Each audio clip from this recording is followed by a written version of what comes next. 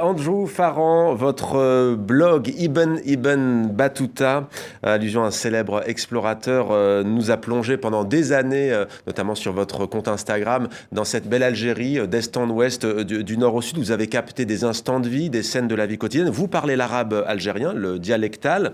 D'abord, comment est né cet amour pour l'Algérie ?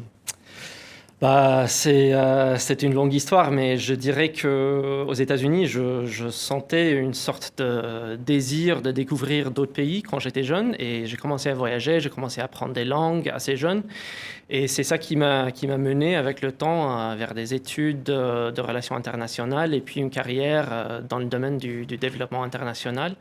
Et justement, je suis arrivé en Algérie pour la première fois en 2012, puis je me suis installé là-bas en 2013. J'ai trouvé que c'était un pays magnifique, très accueillant et très, très intéressant à découvrir et à explorer en tant qu'étranger, surtout vu que l'Algérie n'est pas très connue aux États-Unis, donc c'est un pays qui est...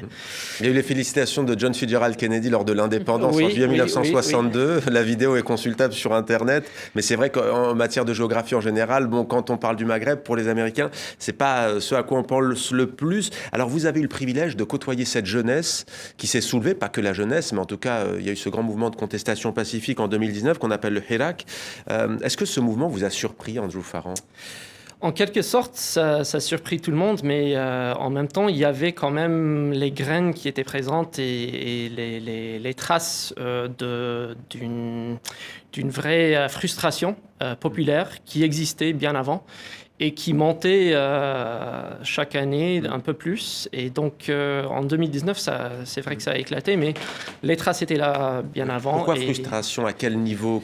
C'est justement ce que je raconte dans le livre, un peu ces racines de frustration sur tous les plans. Il est difficile de trouver un emploi en tant que jeune, il est difficile de se divertir, il est difficile de se projeter dans l'avenir aussi. C'est vraiment compliqué pour les jeunes Algériens de réussir leurs rêves. Pourtant, ils en ont beaucoup. Et c'est ça qui a impulsé, en quelque sorte, ce mouvement qui a éclaté en 2019. Mais pour vous, c'est quoi le rêve algérien ? The Algerian Dream. On connaît le rêve américain ? C'est difficile de dire en quelques mots parce qu'il m'a fallu 400 pages pour le décrire, sûr, mais quand même, c'est un peu de tout. Et au final, c'est pas si différent de ce qu'on rêve ailleurs. C'est de gagner sa vie, c'est d'être confortable, d'avoir une famille. Et c'est des choses assez basiques, mais quand même qui sont difficilement acquises en Algérie. Oui. Alors vous avez ce trait d'union, l'Algérie, on pourrait dire presque entre la France et les États-Unis. Aujourd'hui, vous êtes à Paris. Comment voyez-vous toutes ces crispations, ce débat qui revient sans cesse entre la France et l'Algérie ? On a évoqué les pieds noirs avec leur Limongi. Il y a eu ces derniers temps la question des harkis, la question du 17 octobre 1961. Comment vous, l'Américain, vous percevez ce débat sur le colonialisme, sur l'histoire ? Pour moi, c'est une question un peu... je comprends sensible. la question, mais en même temps, c'est une question un peu bizarre. Pourquoi est-ce qu'on est en train de se poser cette question aujourd'hui ?